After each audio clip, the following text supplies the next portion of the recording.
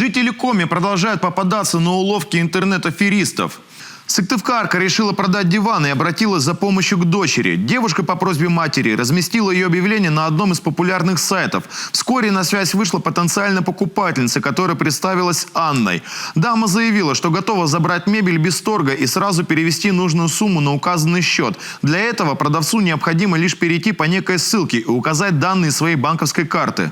Заявительница проходит по данной ссылке. После у нее происходит списание денежных средств в размере 25 тысяч рублей. О чем наша заявительница сразу же сообщает Анне, что у нее произошло списание денежных средств. На что Анна поясняет, что ничего страшного, вероятно, произошел какой-то сбой. Необходимо еще раз пройти по ссылке и ввести данные банковской карты. После заявительница снова проходит по данной ссылке, вводит банковские данные свои, и у нее снова списывается сумма в размере 25 тысяч рублей. После второго списания денежных средств девушка вновь принялась звонить некой Анне, но та на связь больше не выходила. Потерпевшая поняла, что стала жертвой мошенников и обратилась с заявлением к правоохранителям. По данному факту в полиции возбудили уголовное дело.